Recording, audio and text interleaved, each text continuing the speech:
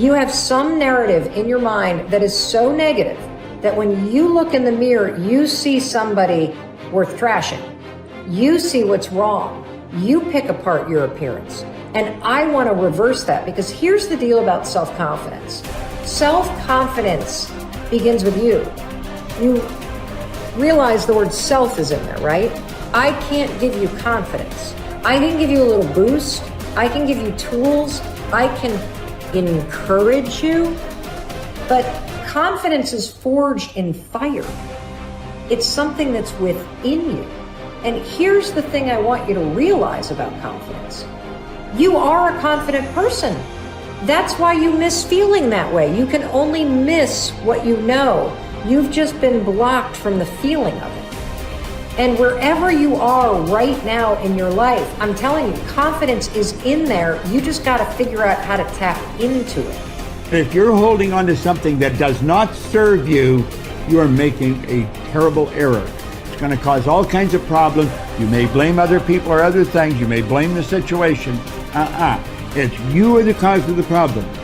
The man that told me to pick up this book and read it, Ray Stanford, he had a saying. He used to say to me, Bob, you're the only problem you'll ever have, and you're the only solution.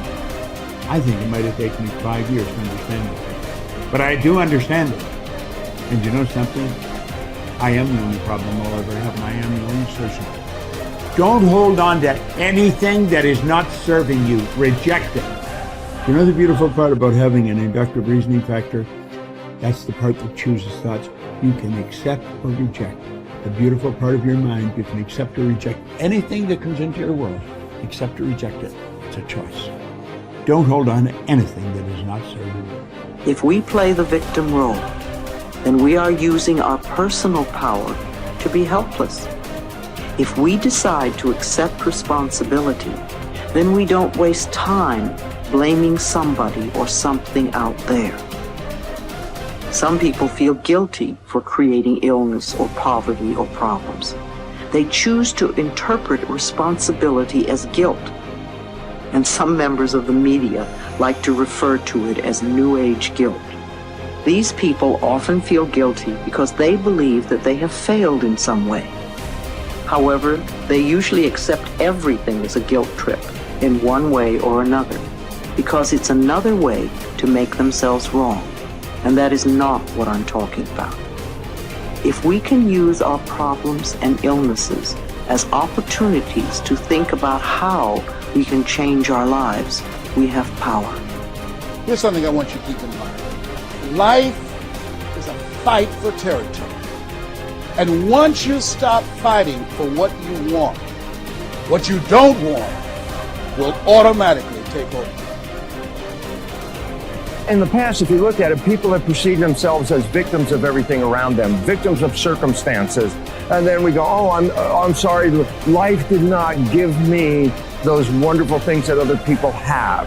And the simple reality is, no, if you have an issue, it's not the outside. This is what we've always, universe, give me something. We now know that our issues are internal. It's our own subconscious beliefs that we've been programmed with of disempowerment. Like when a child is growing up and getting its programs, so think of what things parents say.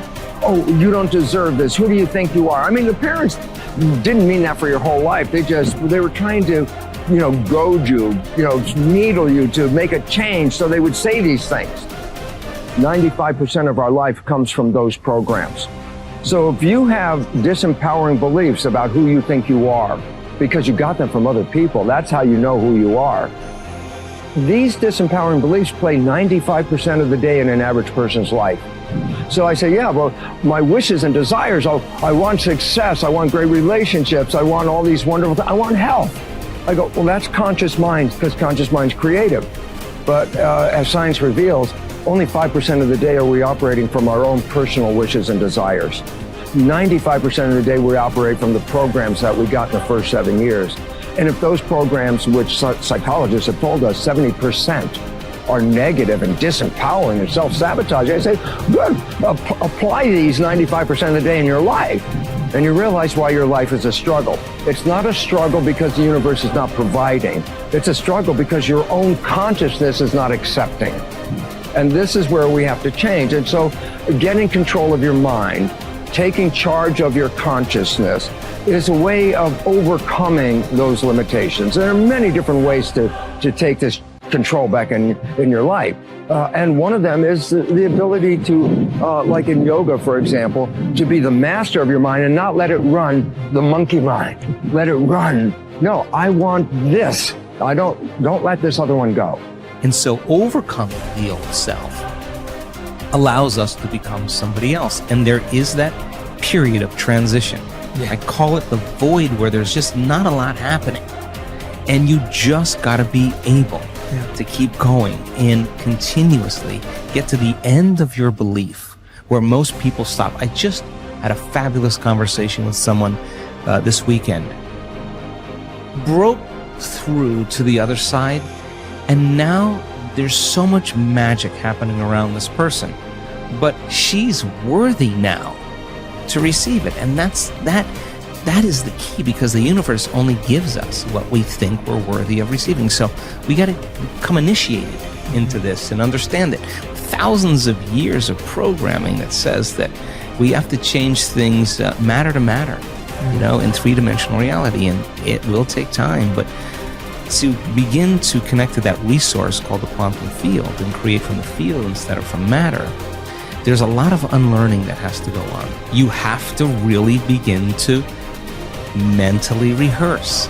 Like, so you ask yourself at the end of your day, I do this every day. How'd I do? How'd I do today, bro? How'd you do? Did you do good? Where'd you fall from grace? What was it that caused you to go unconscious for the rest of the day? Like, what was that moment? Now, if you're a student of life, you'll begin to contemplate, well, it was that person that said that thing, then I reacted, or I got this email, or things didn't go my way, and I started feeling angry or frustrated or fearful. The next time that happens, how could I evolve my experience? Now, you may have to search for some answers of the best model to build, or you may actually have a long contemplation and start to go, God, the next time that happens, I think I'm going to do this, or I'm going to do that, or I'm going to plan my behaviors. And the act of closing your eyes and rehearsing what you're going to do begins to install the neurological hardware in your brain to look like you already did it. Now the brain is no longer a record of the past. Now it's a map to the future. And if you keep installing that hardware, the hardware will become a software program, which means you'll just start acting like a happy person. Why? There's no magic there. You installed the circuitry. So that's more important than the news. Right. It's more important than answering any email or any text. It's more important than talking about your past. If you want to enjoy self-confidence on the outside, you must practice complete integrity on the inside. The foundation of self-confidence is for you to live your life consistent with your innermost values and principles, while thinking and acting in harmony with your highest aspirations. Men and women with the most solid self-confidence are those who are absolutely clear about what it is they believe to be right and good and worthwhile, and who live their lives consistent with these values. Everything they do or say is an expression of their innermost convictions. Your whole world can fall down around you, but as long as you know that you are doing the right thing, you will have a deep inner sense of calm that will manifest itself in an attitude of confidence and self-assurance in any situation. You will have many ups and downs in life. But what is most important is that you remain true to yourself. Your true values are only expressed in your actions, in what you do. You can tell what you truly believe by observing what you do in any situation in which you have to make a choice, especially when you are under stress and pulled in two directions at once, with opposing demands or responsibilities. This is when your true values are revealed. The action that you take in any given situation will tell you which of your values is uppermost or whether you have any values at all. It is not what you say, hope, wish, or intend, but only what you do that counts. Your choices of the actions you take tell you unerringly who you really are. You can develop within yourself a superb set of values by acting as though you already had those values. You can develop integrity and courage and compassion and confidence by behaving as though you already had these qualities. The more you act the part, especially when you demonstrate these qualities under stress or when you feel like doing or saying something else, the more rapidly these qualities become a permanent part of your mental makeup. The more you practice good values, the more rapidly you become a truly superior person. The keys to developing the unshakable self-confidence that will make everything else possible for you are self-control, self-mastery, and self-discipline. Self-confidence can come directly by behaving in a self-confident manner, but more often it comes indirectly by doing and saying the things and practicing the behaviors that lead to self-confidence. The most important self-development behavior is living consistently with your highest values at every opportunity